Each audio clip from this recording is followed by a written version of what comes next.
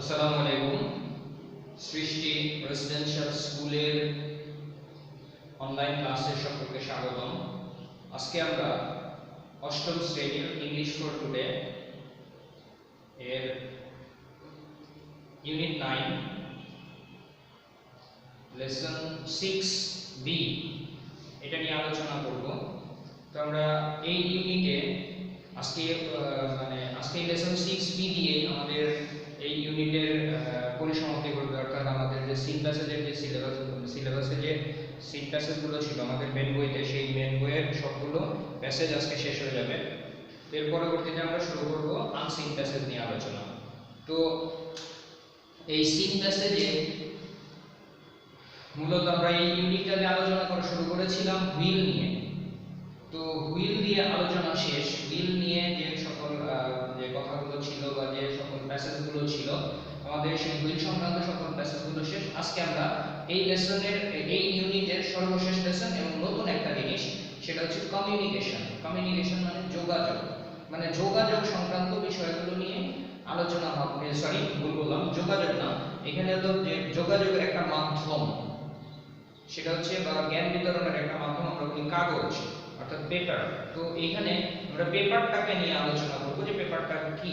পেপারটাই এই পেপার নিয়ে আলোচনার মধ্য দিয়ে আমাদের বইয়ের মেইন বইয়ের অর্থাৎ ইংলিশ ফর টুডে এই অষ্টম শ্রেণীর ইংলিশ ফর টুডে বইয়ের লেসনগুলো শেষ হবে। তো আমরা প্রথমেই লেসনটা শুরু করার আগে আমরা ওয়ার্ড মিনিং গুলোকে দেখব, এরপরে আমরা চলে যাব প্যাসেজটাতে।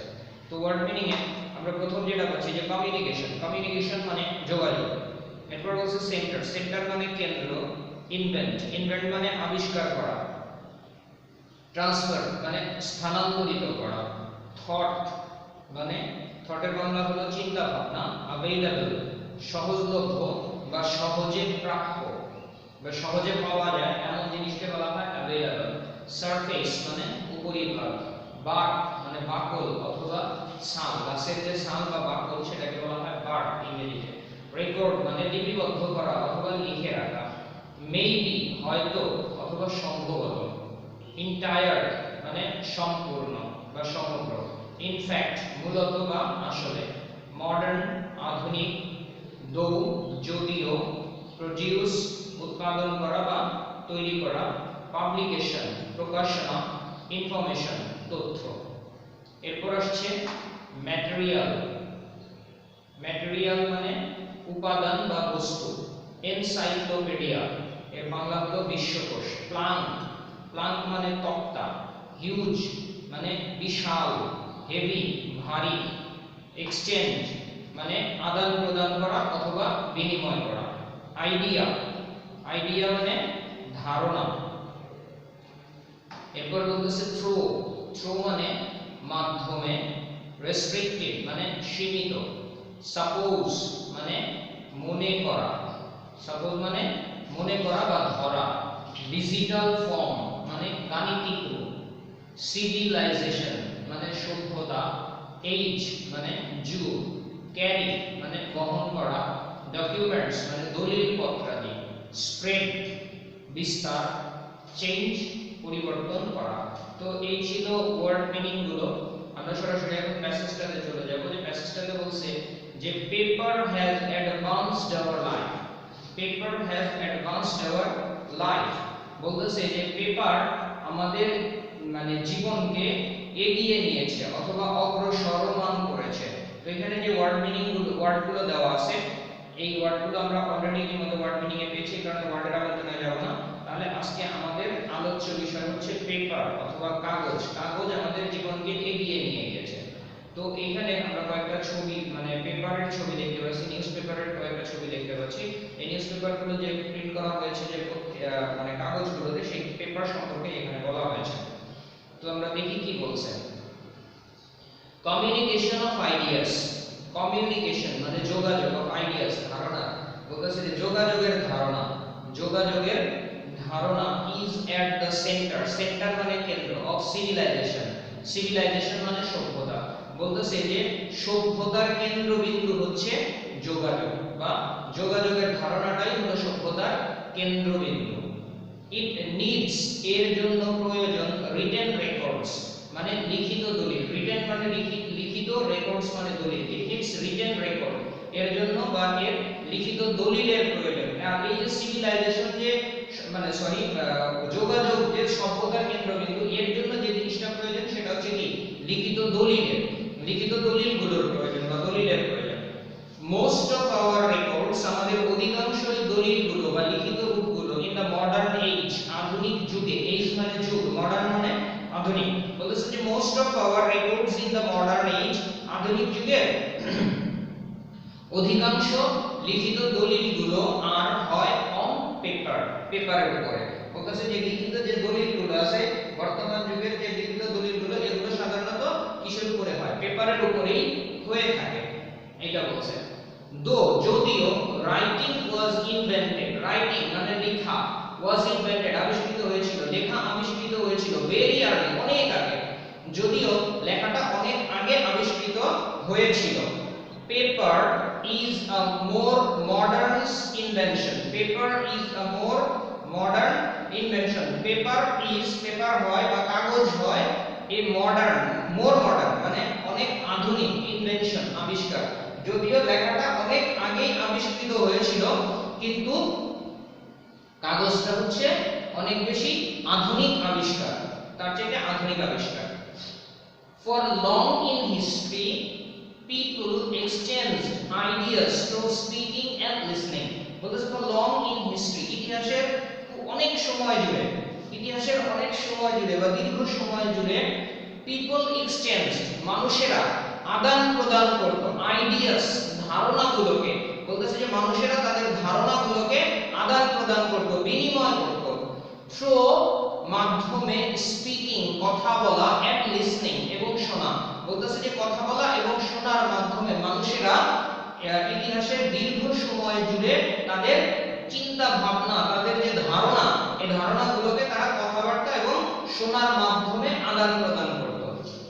দেন এরপরে দেয়ার কেম আসলো দ্য আর্ট অফ রাইটিং, লেখার কৌশল, আর্ট মানে কৌশল বা কলা কৌশল বলা হয়। সো বলতেছে যে then they came the art of writing, এরপরে আসলো কি লেখার কলা কৌশল বা কিভাবে লিখতে হয়, লেখার কৌশলগুলো আসলো, এরপর আবিষ্কৃত হলো। বাট টু রেকর্ড থটস, কিন্তু টু রেকর্ড থটস, এই চিন্তা ভাবনাগুলোকে লিখিতভাবে লিখে মানে লিপিবদ্ধ করে রাখতে, এখানে রেকর্ড মানে লিপিবদ্ধ করে রাখা, টু রেকর্ড মানে লিপিবদ্ধ করে রাখতে, থটস চিন্তা ভাবনাগুলোকে, ইন রাইটিং, ইন রাইটিং মানে লেখা, বলতেছে যে কিন্তু এই চিন্তা ভাবনাগুলোকে লিপিবদ্ধ বা লিখে রাখতে, লিখে রাখাটা ওয়াজ ডিফিকাল্ট, কঠিন ছিল, বলতেছে যে মানুষ যে চিন্তা, এরপরে আসলে কি প্রথমে বলতেছে যে ইতিহাসের দীর্ঘ সময় জুড়ে মানুষ কথাবার্তা বলা এবং শোনার মধ্য দিয়ে তাদের ধারণাগুলো, তাদের মানে ধারণাগুলো একে অপরের সঙ্গে বিনিময় করত অথবা আদান প্রদান করত, এরপরে লেখার কৌশলটা আবিষ্কৃত হলো বা লেখার কৌশল আসলো, কিন্তু এই চিন্তা ভাবনাগুলোকে লিখে রাখাটা ছিল কি কঠিন, ডিফিকাল্ট, কঠিন বা জটিল, বলতেছে যে লিখে রাখাটা ছিল কষ্টসাধ্য বা কঠিন। Writing materials, writing materials, material মানে বস্তু বা উপাদান, রাইটিং ম্যাটেরিয়ালস লেখার উপাদানগুলো বা লেখার বস্তুগুলো ওয়্যার নট अवेलेबल, अवेलेबल শব্দের বাংলা হলো আমরা পেয়েছি সহজলভ্য বা সহজেই প্রাপ্য, বলতেছে কিন্তু লেখার যে উপকরণগুলো, যেই সকল জিনিসগুলো লাগে লিখতে, এই সকল উপকরণগুলো সহজলভ্য ছিল না। People used the surface of stone, people used মানুষেরা ব্যবহার করত the surface, surface মানে উপরিভাগ, of stone, stone মানে পাথর, অর্থাৎ পাথরের উপরিভাগকে ব্যবহার করত, মেটাল ধাতব পদার্থকে ব্যবহার করত, উড কাঠকে ব্যবহার, গাছকে ব্যবহার করত বা কাঠকে, এখানে কাঠ অর্থ আসছে, কাঠকে ব্যবহার করত, বার্ক গাছের বাকলকে ব্যবহার করত, লিভস পাতাকে ব্যবহার করত, ইটিসি ইত্যাদি, বলতেছে যে এগুলোকে ব্যবহার করত ফর রাইটিং লেখার জন্য।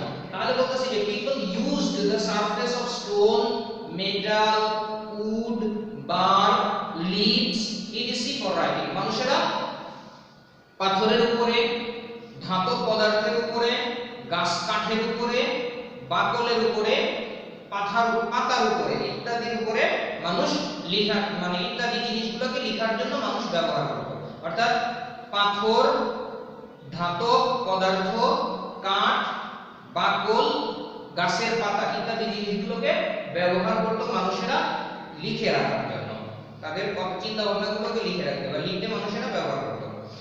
Those things were not easy to carry. Those things, এই সকল জিনিসগুলো, ওই সকল জিনিসগুলো, those মানে ওইগুলো, তো বলতেছে those things, ওই জিনিসগুলো were not easy to carry, are not easy, সহজ ছিল না to carry, বহন করাটা।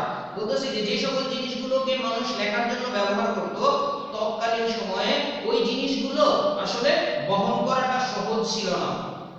Then for ages, এরপরে যুগের পর যুগ, people looked for, মানুষেরা খুঁজতে লাগলো, easy writing materials, সহজ লেখার উপকরণ বা উপাদান, সহজ লেখার উপকরণ বা বস্তুগুলোকে খুঁজতে লাগলো। এরপরে যুগের পর যুগ মানুষ অনুসন্ধান করতে লাগলো যে লেখার সহজ উপকরণ, অর্থাৎ সহজে বহন করা যায় এমন হালকা পাতলা উপকরণ তারা খুঁজতে লাগলো। ফাইনালি, সবশেষে পেপার ওয়াজ ইনভেন্টেড, ফাইনালি সবশেষে পেপার ওয়াজ ইনভেন্টেড, কাগজ আবিষ্কার করা হলো। ইন চায়না, চায়নাতে ইন 105 এডি, বলতেছে যে 105 খ্রিস্টাব্দে চীনে কাগজ আবিষ্কৃত হলো সবশেষে। Before the paper age, before the paper age, এই কাগজের যুগের আগে, অর্থাৎ কাগজ আবিষ্কৃত হবার আগে, কাগজ আবিষ্কৃত হবার আগে বা কাগজের যুগের আগে, knowledge was very restricted, knowledge জ্ঞান ওয়াজ ছিল ভেরি রেস্ট্রিক্টেড, খুবই সীমিত ছিল। বলতেছে যে জ্ঞানটা ছিল সীমিত, কাগজের যুগের আগে জ্ঞানটা সীমিত ছিল, অর্থাৎ খুব মানুষের ভিতরে জ্ঞানের বিনিময় হতো না। এটা বলতেছে যে জ্ঞানটা সীমিত, কিছু মানুষের ভিতরে সীমাবদ্ধ ছিল। ক্যান ইউ থিংক, তুমি কি চিন্তা করতে পারো, অফ দ্যাট টাইম, ওই সময়ের কথা, can you think of that time, ওই সময়ের কথা তুমি কি চিন্তা করতে পারো? There were very few books in the world, there were ছিল ভেরি ফিউ বুকস, খুব অল্প কয়েকটা বই ছিল ইন দ্য ওয়ার্ল্ড, পৃথিবীতে। বলতেছে তুমি কি ওই সময়ের কথা চিন্তা করতে পারো যে যখন পৃথিবীতে খুব অল্প কয়েকটা মাত্র বই ছিল। মেবি, সম্ভবত, দে ওয়্যার রিটেন, সেগুলো লেখা ছিল অন স্টোন, পাথরের উপরে, অথবা অন হেভি উড প্লাঙ্কস, অথবা ভারী কোনো কাঠের তক্তার উপরে, ভারী কোনো কাঠের তক্তার উপরে লিখিত ছিল, অর অন মেটাল শিটস, অথবা ধাতব মানে ধাতুর শীটের উপরে বা ধাতুর পাতের উপরে লেখা ছিল। তাহলে maybe they were written on stone or on heavy wood planks or on metal sheets, বলতেছে যে সম্ভবত সেগুলো লেখা ছিল ভারী কোনো পাথরের উপরে, অথবা ভারী কোনো কাঠের তক্তার উপরে, অথবা ধাতব কোনো শীট বা ধাতব কোনো মানে ধাতুর কোনো পাতের উপরে লেখা ছিল। সাপোজ, মনে করো অথবা ধরো, one page was a heavy stone block, one page was a heavy stone block, মানে মনে করো যে একটা পেজ মানে একটা পাথরের উপরে লেখা হচ্ছে একটা পাতা, এক পেজ লেখা হয়েছে একটা পাথরের উপরে। So think of a 100 page book, তাহলে চিন্তা করে দেখো 100 পেজের বইয়ের কি অবস্থা, 100 পেজের বই সম্পর্কে বা 100 পাতার বই সম্পর্কে ভাবো। ইন আওয়ার এজ, আমাদের যুগে, ইউ ক্যান ক্যারি, তুমি বহন করতে পারো, দ্য এন্টায়ার ওয়ার্ল্ড, এন্টায়ার মানে সমগ্র বা সম্পূর্ণ, দ্য এন্টায়ার ওয়ার্ল্ড, সমগ্র বিশ্বকে, অফ নলেজ, জ্ঞানের, বলতেছে যে বিশ্বের সমগ্র জ্ঞানকে তুমি বহন করতে পারো, in digital form in your laptop bag, বলতেছে যে গাণিতিক রূপে তুমি তোমার ল্যাপটপ ব্যাগে এই পৃথিবীর সকল জ্ঞানকে তুমি বহন করতে পারো। ইউ ক্যান ইভেন ক্যারি, এমনকি তুমি বহন করতে পারো a huge volume of paper encyclopedia, বলতেছে a huge volume of paper encyclopedia, বলতেছে যে এমনকি তুমি বহন করতে পারো বিশাল বিশাল বড় বড় খণ্ডের, বিশাল বিশাল বড় বড় খণ্ডের মানে কাগজের বিশ্বকোষকেও তুমি বহন করতে পারো। বাট, কিন্তু, হু কুড প্রডিউস, কে তৈরি করতে পারে, এন্ড ক্যারি, এবং বহন করতে পারে, tonnes of heavy stone books, বলতেছে যে মানে পাথরের তৈরি ভারী যে বইগুলো আছে সেই বইগুলোর টন টন কে বহন করতে পারে, এন্ড ডকুমেন্টস, এবং দলিল পত্রাদি, ইন দোজ পেপারলেস ডেজ, বলতেছে যে ওই সকল দিনগুলোতে কারা বা কে টনটন ভারী পাথরের বই এবং পাথরের বইগুলোকে বহন করতে পারত এবং মানে তারা বই তৈরি করতে পারত অথবা লিখতে পারত। In fact, আসলে paper has made publication and the spread of knowledge and information easy. বলতেছে যে in fact আসলে paper has made publication, paper কি করেছে মানে প্রকাশনাকে, paper has made publication and spread of knowledge এবং জ্ঞানের বিস্তারকে and information এবং তথ্যকে ইজি সহজ। বলতেছে যে পেপার প্রকাশনা জ্ঞানের বিস্তার এবং তথ্যকে সহজ করে দিয়েছে মূলত। So you can see how paper has changed our life. So তাহলে ইউ ক্যান সি তুমি দেখতে পাচ্ছ how paper has changed our life, কিভাবে পেপার বা কাগজ আমাদের জীবনকে পরিবর্তন করে দিয়েছে। তো এই ছিল ইউনিট 9 লেসন 6b অর্থাৎ ইংলিশ ফর টুডে বইয়ের সর্বশেষ লেসনটি। তো তোমরা লেসনটাকে খুব ভালো মতো পড়বে বাসায়, আর এই লেসনের উপরে যে মডেল কোশ্চেনটি দেওয়া আছে সেই মডেল কোশ্চেনটাকেও ভালো মতো বাসায় পড়বে সবাই। যদি বুঝতে কোথাও সমস্যা হয় তাহলে আমাকে জানাবে, আমি সমাধান করে দিব ইনশাআল্লাহ।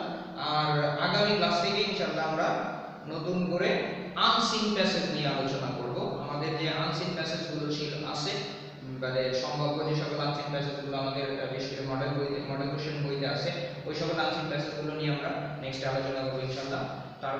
ততক্ষণ পর্যন্ত সুস্থ থাকো, সুন্দর থাকো। ধন্যবাদ সবাইকে। আসসালামু আলাইকুম।